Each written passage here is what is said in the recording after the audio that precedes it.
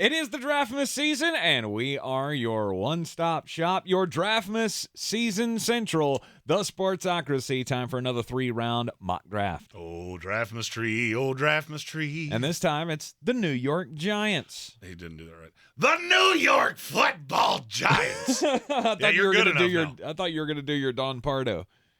The New York Football Giants. There you go. That's how New York does it. The New York Giants have the number 26 overall pick in this NFL draft, and shoot, let's just get into it. Jordan Addison, wide receiver, USC. Well, that helps out the lack of names, I guess we could say, in the wide receiver room. I don't want to say lack of talent because there is talent there. There's just not a guy. Well, I mean, you're counting on Paris Campbell, which is a horrifically bad idea. You brought back Darius Slayton. You brought back Sterling Shepard. The only problem is that you've had consistent injuries here, and I don't see that guy that is going to beat you deep. And I know you want that because you signed Paris Campbell and you got him for, I don't know, $8, which is about what he's worth because he didn't drink milk when he was a child, and so he gets hurt constantly. So I give you a kid in Jordan Addison, 5'11", $173. Yeah, he ran a 4.49. I don't care. He's constantly open. He's a great route runner.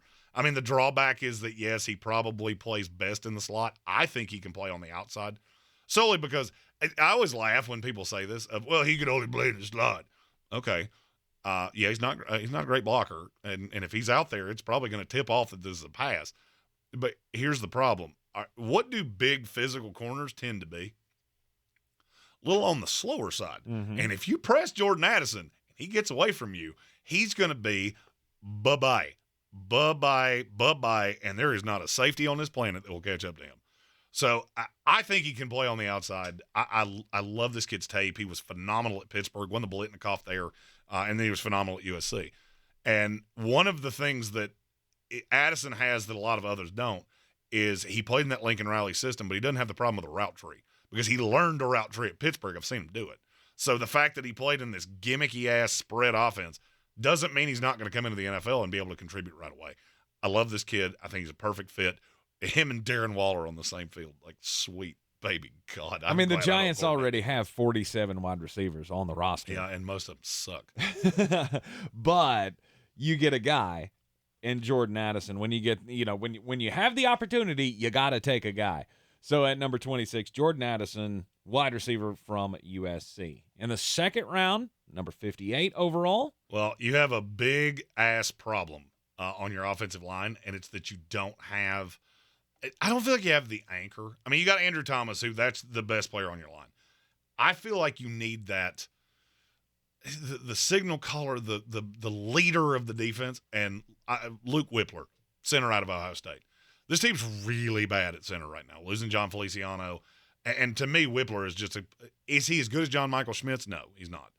But he can come in immediately. I think he'll be a good starter in this. This is a good center draft, low-key. And he grew up a New York guy. Mm-hmm. Now, he was a Jets fan, not a Giants fan, but you can easily, with one draft choice, switch the shade of colors I can't see into New York Giant blue. He's got really good hands. I don't have much knock on this kid. I mean, is he sexy? No, he's a center. But is he? Do you see him walking through the hotel lobby and go, "Sweet baby God, that dude's a giant"? No, he's a little doughy. Wasn't crazy fast. Just really freaking good. Mm-hmm. He's a tactician at center, and then that's something that Ohio State's done for years. They put out really pro-ready centers, and I think this kid is. All right, third round, number 90 overall. DeMarvion Overshown, linebacker out of Texas. This kid's getting a lot of top 30 visits, so he may not be around by then. I mean, okay. Look, I like the raw. And the fit for me is that you put him next to Bobby Okereke, who does exactly the polar opposite. And this is another one that I'm looking at somebody you signed going, okay, I know what you think you're getting. It's Jared Davis, however you say it. You'd think he played for the Jets. I would know that, but I've pushed that right out of my brain because it didn't go well. DeMarvion Overshown is the athletic linebacker that you can put inside of Okereke. Is he going to need some time? He is. That's why you can get him in the third round. but the physical tools, the physical talent, there's a lot to like with this kid. 6'3", 229, ran a 4.56 40. I think he can be an immediate, scary pass rusher as an off-ball linebacker, because that's where I think he plays. Some teams have him as an edge. I think that's why he's getting so many top 30 visits. I don't see that. Now, could you have a package for him? Sure. No.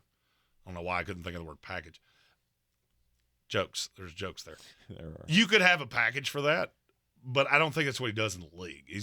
To me, he's a very dynamic athlete that maybe doesn't necessarily have a position yet, and having him next to a true vet like Bobby Okereke would be, I think this is probably his best landing spot, because he could come in immediately and just go be an instinctive, athletic freak of nature. And Okereke will show you the ways of playing linebacker in the NFL. All right, this is 3 potential immediate impact guys for Brian Daboll, the NFL's reigning Coach of the Year. Give it to somebody's Meemaw. Give it to somebody's Meemaw! The New York Giants looking to make it back to the playoffs, see if they can start threatening the top of this division in the NFC East. And I think they can. Look, I think this division is really good. At this point, every one of these teams has gotten better over this offseason, to me, except Philadelphia, who's come back a little bit, but not much.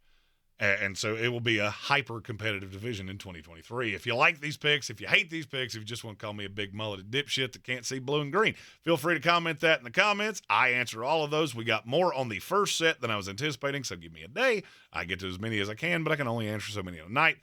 And we will have 2 more mock drafts. My A-plus 7-rounder that comes out next week that is the best-case scenario for every team in the NFL, and then my final projection for the 2023 NFL Draft. Like this video, share it out with your friends as well. Don't forget to subscribe to the channel so you can get all of our team-by-team content here and join us live on all 3 days of the 2023 NFL Draft. All of them. Every pick. And Tank will end up drunk on vodka again like he did last year. Yeah.